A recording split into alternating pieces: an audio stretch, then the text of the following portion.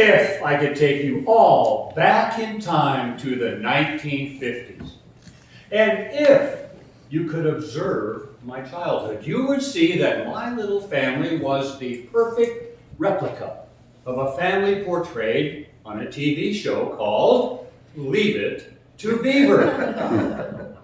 There was Ward Cleaver, the nice dad, June Cleaver, the wonderful mother, always with an apron, speaking all of her lines from the kitchen, just like my mom. I was the goofy older brother, and my little brother was the perfect beaver.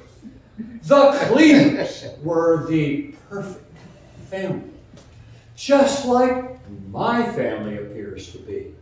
But now that my parents have been dead for a long time, hopefully long enough that they're not listening right now, the truth can be told. I was deprived. Not of material things, nor even of love. I was deprived of the one thing that would have prevented an incident in my life that caused me great emotional damage. My parents failed to teach me how to cook. I learned at an early age that if I needed dinner, all I had to do was say the magic words, "What's for dinner?" And voila, there it would be. That worked great all the way through high school, and then I left for college, where for 3 years and 11 months, someone else cooked my dinner. I still said the magic words, "What's for dinner?" but now someone would always respond in the cafeteria line, "Same old you." Just before graduation, I realized my magic mantra wasn't going to work anymore. There would be no one listening and no one to cook. But the cooking gods, the dinner gods, got together and came up with a plan. And what a plan it was. My girlfriend got pregnant. It seems that cooking was not the only thing about which I was ignorant.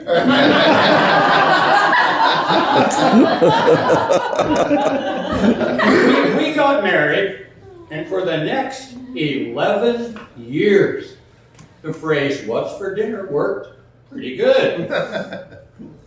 But then, the cooking gods, the kitchen gods, and I think the big boss god all got together and said, enough is enough. This "what's for dinner" nonsense has to stop. And stop it did. I was asked to leave the family home as divorce proceedings were started. What's for dinner was useless. Absolutely useless. But be that as it may, I looked forward with great anticipation to the upcoming Friday and the first visitation with my 3 daughters. I decided I wanted to impress them. I was going to cook. Oh boy. My first meal was going to be for the children that I love, the people that I love the most in life. Think of cooking Christmas dinner, Thanksgiving dinner for all of your loved ones, and you have never cooked a hot dog. I was scared, but I was ready. I had never been shopping in a grocery store before, but I walked into King Soopers feeling like Alice in Wonderland. I found what I thought I needed, something that I knew my children would love. I went to pick them up at 5 o'clock, and as we drove to my little shack, now I don't know if any of you believe in kitchen karma or any karma, but my oldest daughter said, "Dad, what's for dinner?" You'll see. Oh boy, Lord help me.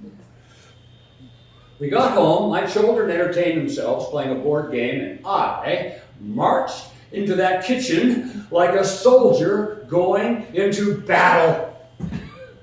I was scared, but determined. I stared at the big red box sitting on the counter next to the kitchen, the box that I had so carefully picked out. On the side of that box was a picture of a beautiful woman wearing an apron, just like June Cleaver. She was taking a big bite out of golden brown fried chicken. You all heard a finger licking good? This was everything licking good. I approached that box, opened the box.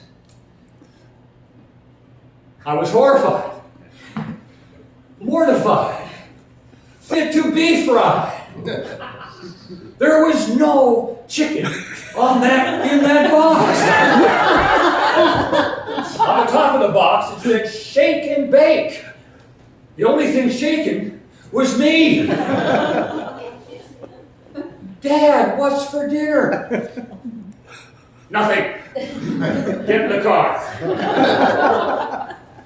I was so damaged by that incident that I did not attempt another meal for 8 years. Until I met Susan Thomas.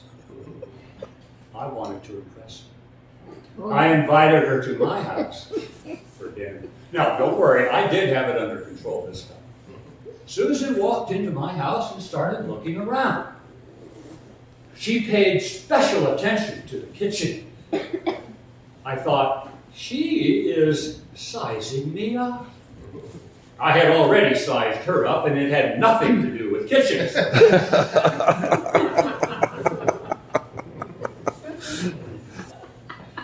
She said, "Oh, you have a new stove."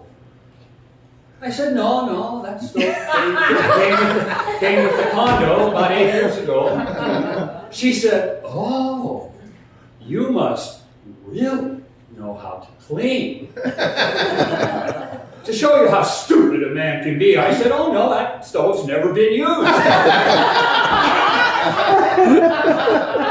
By the look on her face, I knew I had just wasted good money on fine wine and a candle. We got through the dinner. It was edible. We ended up getting married.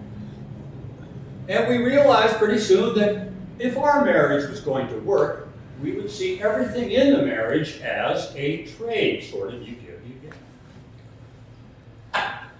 Now, Susan Thomas is no June Cleaver. Far from it. No apron, speaking no lines from the kitchen. And there is no box, she being a vegetarian, there is no box in our house with a picture of chicken on it. Be that as it may, the cooking gods and the dinner gods showed mercy on poor me. Susan and I made a trade. If I wash the dishes and clean that kitchen just as clean as a brand new stove, I would get to say my mantra, "What's for dinner?" Veggie dog, anyone?